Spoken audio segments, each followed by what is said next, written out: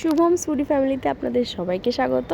আজ নিয়ে চলে আসলাম একটা দারুণ স্বাদের চিলি চিকেন রেসিপি নিয়ে। হ্যাঁ, চিলি চিকেন তো আমরা সবাই খেতে পছন্দ করি, কিন্তু একটু আলাদা রকমের টুইস্ট দিয়ে কিন্তু অবশ্যই আমরা দেখতে চাই, তাই না? আর অবশ্যই আমাদের খেতেও ভালো লাগবে, তো স্কিপ না করে পুরোটাই দেখবে। আর হ্যাঁ, সাবস্ক্রাইব না করে থাকলে যদি নতুন হয়ে থাকো অবশ্যই কিন্তু বেল আইকনটাকে প্রেস করে দাও, সাবস্ক্রাইব করে দাও। আর হ্যাঁ, লাইক কমেন্ট আর শেয়ার অবশ্যই করো। তার জন্য দেখো আমি এখানে আদা কুচি, রসুন কুচি আর শুকনো লঙ্কা আর গোলমরিচ নিয়ে নিচ্ছি। নিয়ে আমি এদিকে মশলা তৈরি করে নিলাম। আর দেখো চিকেনটাতে মশলাটা দিয়ে দিয়েছি, তারপর দিয়ে দিলাম কর্নফ্লাওয়ার, তারপর দিয়ে দিলাম ময়দা। আর এই দেখো এখন একে একে সমস্ত কিছু দিচ্ছি। কি দারুণ লাগে না এটার পকোড়াগুলো খেতে। এ দেখো সাদা তেল দিয়ে দিচ্ছি একটু সয়া সস, তারপর দিয়ে দিলাম একটু গোলমরিচ গুঁড়ো, একটু লঙ্কার গুঁড়ো, একটু কাশ্মীরি লঙ্কার গুঁড়ো, লবণ দিয়ে দিলাম পরিমাণ মতন, আপনারা আপনাদের মতো লবণ দেবেন। তারপর একটু ডিমও দিয়ে দিলাম, আমার আন্দাজ মতন আমি একটা ডিম দিয়েছি।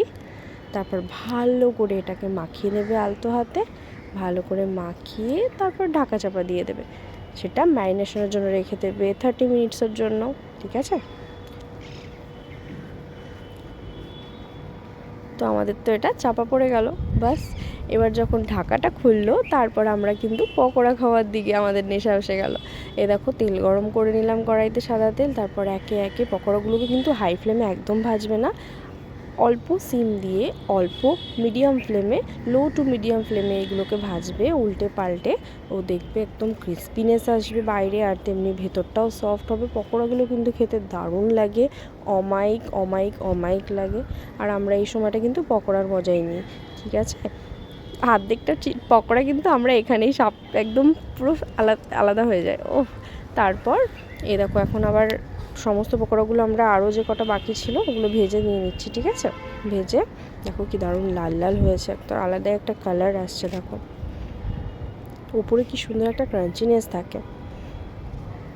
এই দেখো আমাদের সমস্ত পকোড়াগুলো প্রায় ভাজা হয়ে এসছে। আর দেখো এখানে আমি হলুদ রঙের, সবুজ রঙের আর লাল রঙের ক্যাপসিকাম এগুলো সুন্দর করে কেটে নিয়েছি, দেখো বরফির আকারে কেটে নিয়েছি। আর পেঁয়াজগুলো কেটে নিয়েছি। আর এদিকে সমস্ত পকোড়াগুলো আমাদের ভাজা হয়ে গেছে।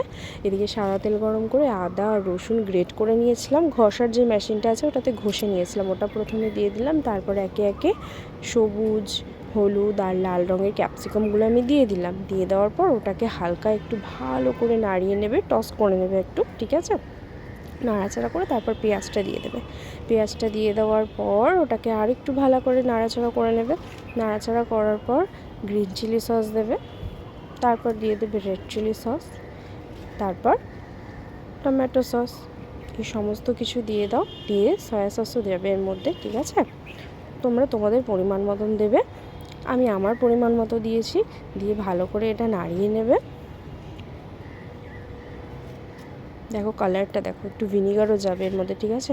দেখো নাড়ানো যখন হচ্ছে সমস্ত সবজির কালারফুল একটা টেস্ট, আর একটু লবণ যাবে। লবণ ছাড়া তো আমরা কোনো কিছুই, মানে অসম্পূর্ণ সমস্ত কিছু লবণ ছাড়া। কাশ্মীরি লঙ্কার গুঁড়ো যাবে, যেটা ছাড়া উইদাউট মানে এটা হবেই না, ঠিক আছে? তারপরে দেখো জলের মধ্যে কর্নফ্লাওয়ার গুলে নেওয়া হলো, ঠিক আছে? এই কর্নফ্লাওয়ারগুলো জলটার মধ্যে যাবে, ভালো করে এই মিশ্রণটা তৈরি করে নিয়েছে। দেখো এটা ফুটছে, এর মধ্যে দিয়ে দিলাম। এবার একটু ঝোলটা যেই ফুটে আসবে, যে যেরকম কেউ যদি ড্রাই খেতে চাও তাহলে একটু কম নিয়ে রাখবে, আর যদি কেউ একটু একদম একটু গ্রেভি গ্রেভি খেতে চাও তাহলে একটু জল দেবে। দিয়ে আমরা ভাজা চিকেনগুলো দিয়ে দিয়েছি, তারপর একটু ঢাকা দিয়ে দিয়েছি। তো এটা আস্তে আস্তে ভেতরে আর একটু সফট হয়ে গেল। আর এই যে আমাদের রেডি হয়ে গেছে। এবার প্লেটে দেখো, প্লেটেও সাজানো হয়ে গেছে, কি সুন্দর লাগছে। দেখো তোমরা যদি এইভাবে বানিয়ে নিতে চাও, বাইরের যেটা আমরা খাই সাধারণত সেটার মধ্যে অনেকটা পরিমাণ ময়দা দেওয়া থাকে, বাইরে ময়দার কোটিং থাকে, ভেতরটা অনেক অল্প চিকেন পাওয়া যায়। তো এইভাবে খেয়ে দেখো, সত্যিই ভালো লাগবে। আর আমরা কিন্তু এটা ফ্রাইড রাইসের সাথে সেদিন খেয়েছিলাম কম্বোটা, ভাই খেলো, দারুণ লাগলো। তোমরা অবশ্যই অবশ্যই ট্রাই করো, খুব খুব খুব সুন্দর লাগবে। ভাই তো খেয়ে